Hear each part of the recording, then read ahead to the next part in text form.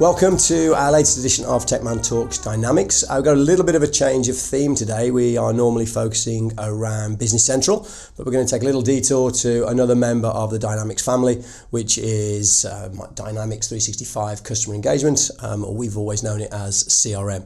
And I'm joined today by my colleague who looks after our CRM team within Tecman, Jason Truman. Hi, Jason. Hiya. And the reason we've done a little bit of a change of path or change of track is that we're seeing more and more of our customers have different requirements. BC obviously does a lot of the accountancy, as you'd expect, the financials. It goes into the warehouse, it goes into the manufacturing side of things and the distribution. But we know that at times isn't enough for organizations, and they need to go further with certain things, maybe for the start of the journey, bringing customers into the business, customer after sales service, and we're seeing more and more of those customers take Dynamics 365 CRM and utilize that together. So I thought that as part and parcel of the conversation today, we would have a look at the Dynamics 365 ecosystem or family of products that they've got. We're only really going to focus on the ones that are for the SME market, but we know Business Central that deals with its ERP, does with your financials. Tell us a little bit about the other side of the coin, which is CRM. Yeah, so in terms of CRM or customer engagement as Microsoft know it, I think Microsoft over the years started with Dynamics CRM, and the more recent branding of CRM into customer engagement has now led to a number of apps in the CRM space. So sales and customer service make up what we would know, having worked in the industry for a while now, as CRM. Okay. Of course, on top of that, Microsoft, in the past kind of couple of years or so, has launched their own marketing app, marketing automation app, and brought that to market, and been doing quite well with it.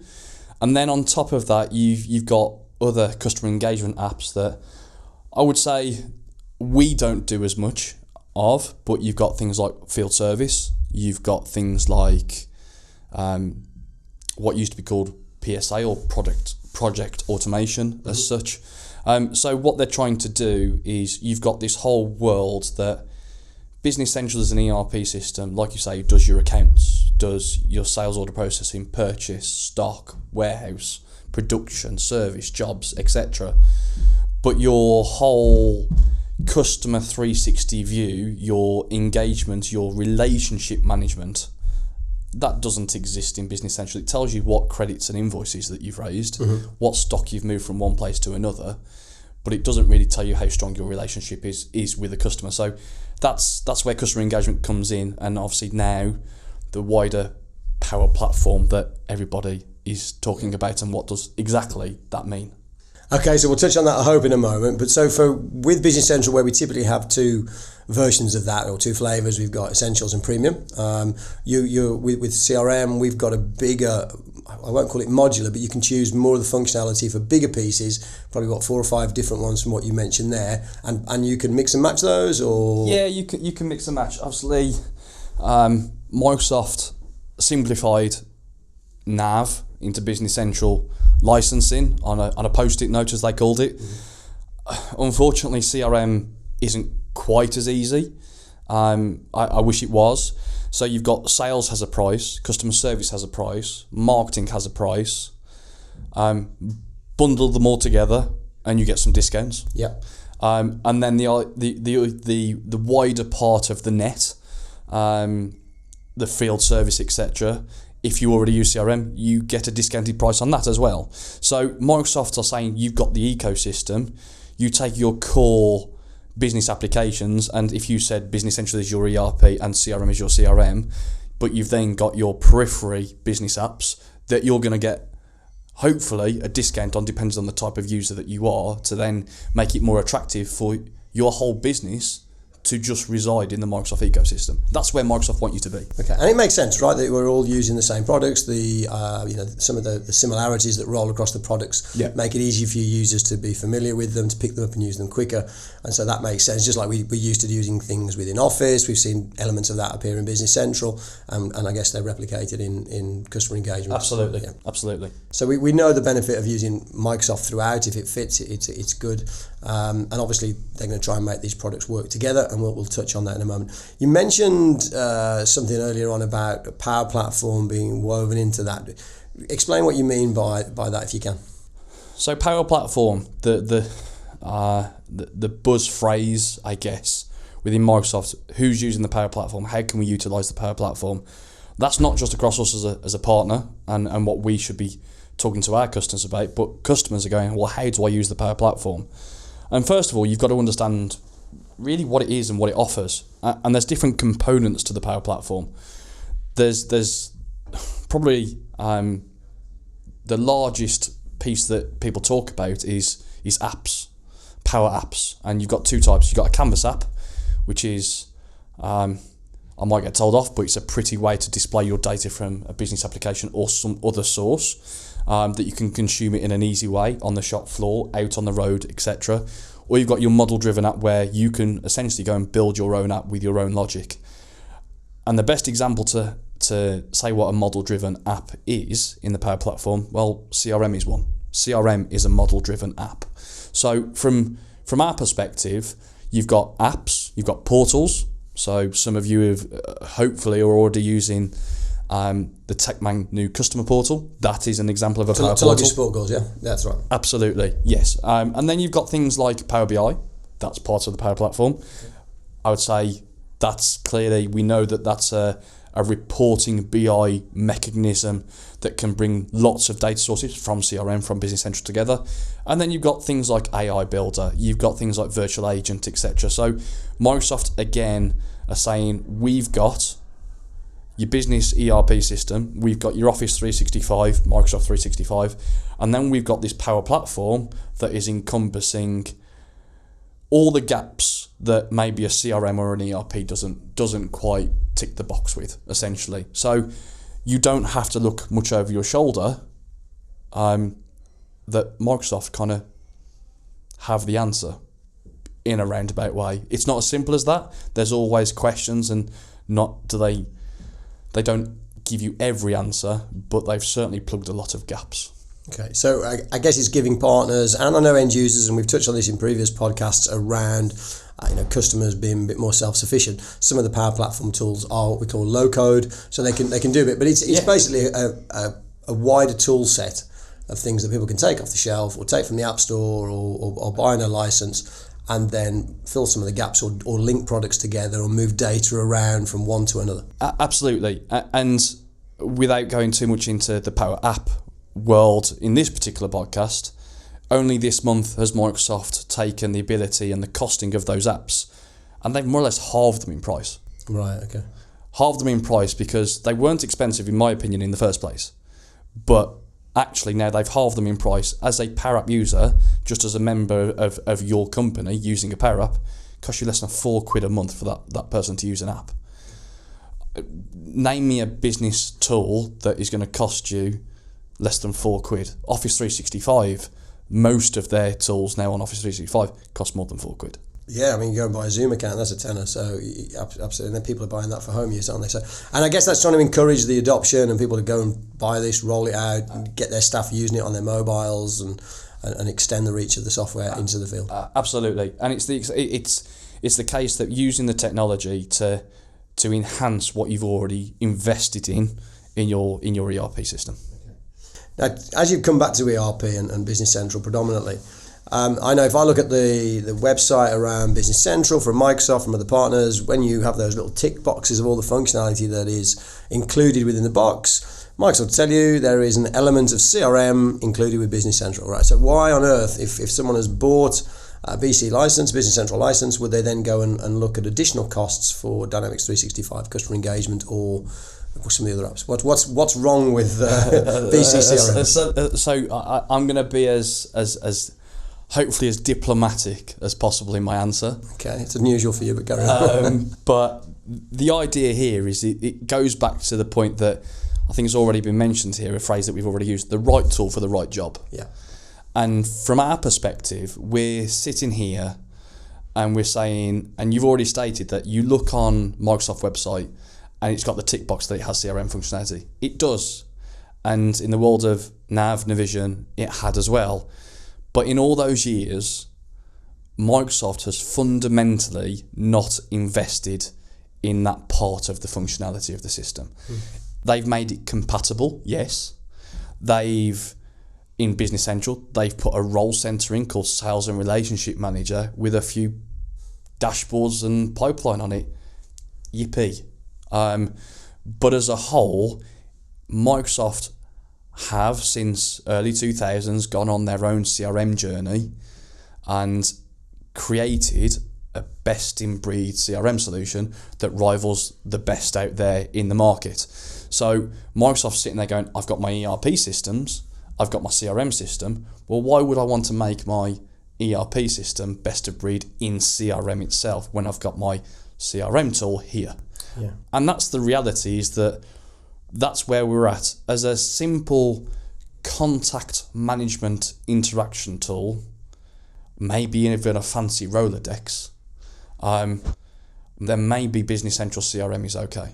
Right. I don't want to do it a massive disservice because it is functional. But from somebody who has sat in a commercial team for a number of years, it's not something I would want to use. Okay, and I know we used it, as you said, back in the very early noughties when that was all that was available, and it wasn't fantastic. And I've heard it, as you've described it there, as contact management. It's fine if you want to store, a few email addresses, telephone numbers, addresses, and along those lines. But I think people expect a lot more from their CRM, and it's becoming such an important part of a relationship now that you've got that foresight and that data about people. You do, and I think from Business Central, what does it offer? So let's just recap without me shadowing over the functionality that it does offer. Contacts is at the heart, and a contact in Business Central is a company or a person. That's how you have to distinguish it inside of Business Central. You then have the concept of interactions. So that's I've spoke to you. I've picked up the phone and said, "How you doing? Do you want to buy this off me?" Yeah. You can create interaction templates. So it's a phone call, it's a meeting, it's a Teams call, it's a Zoom call, etc. So you can allocate cost and time against those kind of things. And again, one of probably some of the bit from my point of view that Business Central has around CRM, it expects a cost around everything that you're doing from CRM perspective. And yes, you need to understand your cost of your sales effort for what you're going to get back out of it, but that's showing through the Business Central ERP transactional financial side of a tool, not this is a relationship tool. Yeah. And then on top of the interactions, you've got opportunities. So I've got an opportunity, I've got stages, I do an inquiry, I go to learning more and getting a tender or more detail of what I need to quote for, I quote for it, I negotiate, I win it, I lose it, etc. So you can do that inside of the CRM functionality in Business Central. So it's functional and it can do a job, but it's very clicky. There's a lot of windows, there's a lot of basic setup of templates to do. It's not agile in terms of how you use it as a user, I don't think. Okay. And I guess if someone thought, what that might do me is I'm starting up, I've got other things to focus on, and we might say, yeah, that's fine, it'll do what you want. Is there a way of migrating, I don't know, in a couple of years when you want to go to customer engagement and the full-fledged product, is there an easy way to say, right, transition from this to this, or is it going to be a painful rekeying of data or starting again? Master data is a bit like your ERP project with Business Central and Nav in years gone by. Your master data is easy enough to migrate, but your value of your CRM is your engagements with your customers, and understanding where your relationship has been and evolved and where it is now. Trying to migrate, even from another CRM system, not Business Central, your interaction history and trying to tag that on the date that it happened, that's hard work. That's hard work. That's like saying, maybe my comparison, it's like saying, I want all of my invoice transactional history migrated from my old ERP system that's not Dynamics into Business Central, please. Yeah. So there's so by the sound of it, if you did a lift and shift, everything would be dated the day you did the move. So you lose that element of how long have you been progressing this opportunity. Absolutely, unless you did a lot more configuration work to make those dates work, but then the cost savings, then you might as well have gone to CRM right at the beginning. Absolutely, and that is the point. whilst you want to set your right foundation for Business Central and your ERP, you should do the same principle with your CRM. Choose the right tool, not it's cheap as cheerful, I'll deal with this for a couple of years and then I'll move. That, unfortunately, I don't think that's the right way to go. Right. Okay. And I know we've picked up customers in the past that were using Business Central CRM. And the one thing I used to hear when I was probably more directly involved in those sales opportunities was their frustration with that was that there was no real link to Outlook. It was promised, but it never really used to work. And that was such a pain for people because sales teams live in Outlook at the time. Yeah, absolutely. You turn on, you are engaging with your customers, phone or email on a daily basis. And no, there isn't any true Outlook interaction or integration when it comes to the CRM functionality in Business Central. And again, I've also highlighted that in Business Central CRM, I've talked about the sales functionality that you've got as a tool. There is no customer service functionality, period. I've seen people that have used service management and incidents and evolve that to try and deal with customer service type activity, and you're using the wrong tool here. Going back to the right tool, right job. You were just using the wrong tool. Again, unfortunately, Microsoft haven't developed and created that functionality inside of Business Central because they've got their separate CRM tool. Which makes sense. So, okay, I don't want to dwell on the negatives. Let's flip it back into the core the CRM product, the Dynamics 365 customer engagement. So we've talked about what BC CRM can't do. Tell us some of the stuff that we've done or delivered within CRM. Your team we've been doing CRM for probably 20 years at Tecman, but we've really got it kicking and screaming and driving forward over the last 2 or 3 years, and even involved heavily in that. But what are we doing for our customers, and how are the two products working together? I think the reality is when you choose a tool like Dynamics Customer Engagement as a CRM tool, you utilise that tool for what it's designed for. A bit like Business Central is an ERP tool that's not the cheapest in the world, but it's very flexible, very scalable. Yeah. Dynamics 365 Customer Engagement as a CRM tool is exactly the same kind of concept, is that it's designed to meet in the middle of your business process with a tool and make sure that you can be as efficient as possible and automated to help you get the right information at the right time. So we're mapping people's sales processes into the system, questioning the sales processes at the same time, saying, well, why do you do it that way, like you do on ERP projects, and then making it fit that you've got better visibility. It's not in Outlook, it's not in Excel, it's not in someone's head, or it's not been made to fit with a tool that's a bit more rigid as such. And the idea on the back end of that is that you're linking it to Outlook, you're tracking your emails, you're making a copy of that inside CRM. I go on holiday, something happens around a contract discussion, you can pick it up for me. And we do, yeah. And the idea is that you've then got ability to link into other tools, more flexible tools such as DocuSign or HelloSign for contract signatures. You've got the ability to log phone calls. You've got the ability to interact and use, for example, the integration coming soon for Business Voice, and you pop on a screen. Business Voice is the Teams, absolutely, Microsoft Teams phone functionality. Yeah. It is. So the idea is that someone's calling in, our support desk will take hold of this functionality, call in, recognises the number, pops open their screen, you can automatically start dialing the case. How efficient is that? The idea is that you can do the case, or you can do the opportunity, or you know the record that you're working on. Therefore, you can update it, you can put what's been going on in that relationship together. So from our perspective, we're mapping people's processes and the challenges that they have in the visibility of those engagements. Where do they drop the ball on? Where do they lose the opportunities? What type of opportunities do they lose? Sometimes it's just it's a gut feeling, or I think I lost it. There's no real statistical analysis around it to then improve upon of how you can do better. Who does better on what type of deals? What does internal sales do versus external sales do? How do they have visibility of what each other's doing on the same account? And who spoke to them last? Who spoke to them about a customer case? The idea is you can walk in a Teams call, or you can walk into face-to-face. You can open CRM on an app on your phone or on your laptop on a tablet, and you can understand from integration to Business Central, when was the last time we posted an invoice? Do they have an outstanding balance? What was the last time I spoke to them about? And what was it about? What was the last time customer service spoke to them about? And when was the last time that they raised a case or a problem with us? And I can see all that together in one about my relationship strength with that customer, not just it's a transaction. So for an account manager or a salesperson that's going in working with the base, they've got that information. So as you said, before they walk in, they might be aware if the customer hasn't paid a bill for a while, and the last thing you want to start doing is selling more sales to a customer that's got a bad debt problem. Or they can go in and see the history, what's been working, what hasn't, and so they can tackle those issues with them either the phone or Teams or in person. So they're getting that full package. And of course, the ERP typically is the lifeblood of a company, because that's where their invoice is and that's going through. And we're pulling that data or elements of that data into CRM, so it's in one place.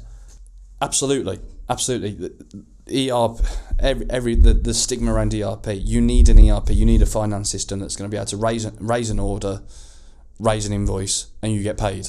Therefore, you get you can sell something, you can get paid for something. That means that you can pay the bills and you can grow as a business from a revenue, from a financial perspective. But unless you understand your customer and you understand the relationship you are at with that customer, and usually that customer has multiple touch points across the organisation, well, if you're about to walk into from the frying pan into the fire because they've raised 3 issues about some critical deliveries that were missed, you didn't meet your on time in full, that's been logged on a CRM case, and you're about to walk in to try and sell them something else to deliver for their next project that they're doing, well, you're not exactly going to go down very well, is it? And so it's about the visibility, and like I say, Business Central gives you your transactional visibility, not your relationship visibility. And you touched on there, I think historically CRM was I won't say is, but was classed as a sales and a pipeline tool. The business closed, and then CRM was just sticks in the sales team. You've talked there about issues that we've not hit SLAs, we might have it, or we've not delivered an order fully. Yeah. And so you're going into the after sales service arena as well with this. Absolutely. So I think from our point of view, we do sales projects, sales focused projects, where it's from lead all the way to opportunity and onwards, to winning the sale and delivery. But then you've got the after sales. At the end of the day, the common phrase and the term that we all know, it's easier to sell to your customer base and drive business out of customer base than it is to gain a new customer. Yeah, absolutely. So from our point of view, how are you looking after new customers, and how are you managing that centrally so everybody has visibility that you can get the most out of your existing customer base? And the idea is you educate, you inform, you make that trust, that confidence, and you send that through communication, through newsletters, etc. You keep them updated. You say, oh, I remember so-and-so spoke to you. And the idea is that they don't have to pinpoint and say, well, actually I spoke to so-and-so, because you already know it. So they know that you're on the ball. Yeah. So if you're not on the ball, then that's going to give an excuse for them to have a moan at you, or say something's wrong, or maybe even give somebody else a go. So as a tool, we're doing a lot of sales and customer service. But also one thing that Tecman are doing a lot of is account management. So customer service is I raise a ticket, I've got a problem or I've got a query. But account management is how do I make sure that I categorise my accounts and I speak to these accounts every 3 months, these accounts every 6 months, these accounts every 12 months. And what do I speak about? How do I make sure that I'm covering the right conversations at the right time, and I'm having more strategic conversations with them, as well as just firefighting or talking about opportunities. I think that's really very, very true. I know, looking at our business, every company will drop the ball occasionally. You want to minimise that, of course, but then I think most customers will accept that. But what they won't accept is if you do a shoddy job of trying to put it right. Okay, so they'll accept it, but then what are you going to do to put it right? And I think CRM is a great tool for, as you said, tracking that, looking at what's happened. And once we've kicked into, right, we have an issue and a process for dealing with that issue, hopefully the customer is going to be satisfied with what we're going to put it. The example being is it gets raised to a customer service rep or an account manager. It unfortunately has to go up the chain, has to end up at senior management or board level. Create a task in CRM, assign it, put the details against it, link it to the phone call or the issue. That then sits in whoever's pot it belongs to as the escalation point. They know that belongs to them. They can see the details behind it. They can pick up the phone. They can say when it's done. We can then go to the customer going, we dealt with this, and this is how long it took to dealt with, because it timestamps when it first started, timestamps when actually you concluded it. But at the same time, you can say, when the customer comes back to you and say, I've had a lot of challenges with you over the past 12 months. Yes, unfortunately, you've had 3 escalations that have ended up at board level. We're really sorry for this. These were the 3. These are categorised, and this is how quickly we dealt with them. I appreciate we dropped the ball, but this is this. You've come back at them. You're not trying to be argumentative, but you're trying to acknowledge. You're then throwing them a statistic and how you dealt with it, and they'll go, actually, to be fair, you're quite reasonable in what you've said, opposed to a, yeah, sorry, I don't know what to say. Or a gut feel that we thought we did this, and then absolutely you can't prove it. Yeah. But that's designed what the tool is designed to do. Everybody will use it in slightly different ways, and that is the power of Dynamics as a customer engagement CRM tool, that it's designed to have how you work, what are the type of queries, issues, how do your customer service team or account management team work, how do your sales team work, are they one of the same people? And it's flexible and scalable to meet you how you work as a business, but give visibility to the rest of the business. Yeah, okay. And I see that here. We obviously use CRM, just so everyone's aware, for our support desk. So we have that level of SLAs, things that need to be escalated. We have the visibility, so we can see how many calls are coming in, how quickly they're being closed. So it does really work from a post or after sales tool as well as the traditional way. I know we're not going to cover it today, but from my role of looking after sales and marketing, as the pipeline and the way the opportunities come in has changed massively in the last 5 to 10 years, it's great that we can actually almost reverse what we've done and see the business we've won, where did that start, sometimes years ago, and we can see what campaigns and the journey that those people have taken. I will save that for another podcast, Jace, because we're going to get you back on, so we maybe talk about that. But like you said, from the start, the first engagement with the customer, all the way through to that long-term engagement of keeping the customer happy. We take a long time to get a customer. Last thing we want is them going out the back door, so I think it's a great tool for looking after them. So just to probably bring it back round, as well as it being in the same Dynamics family, there is a cost benefit. If you're a Business Central user, Microsoft have recognised that. You've already invested in Dynamics 365. Yeah. What do they do if you've got BC and you want to have a look at customer engagement? Clearly, it's an attraction to use CRM functionality in Business Central because you've got the license and you can just utilise the functionality on offer. So for a long time, when it's come to the world of subscription, Microsoft haven't really had an answer until more recently. Now, without getting into the devil in the detail of license differentiation, we talked about how customer engagement has a level. You've different apps within it. You've got sales, customer service, marketing. Let's just focus on sales and customer service a second. So actually, from Microsoft, sorry for complicating this, we've got professional and enterprise level. So professional is if you call it your starter for 10 set of functionality. So you've got an element of, you can tailor so far. As soon as you hit your threshold, you've got to go to enterprise. There's some nicer bells and whistle functionality that is only available in enterprise. But why do I mention professional and enterprise level? I'm assuming enterprise has a bigger price tag normally. Yeah? Enterprise does have a bigger price tag.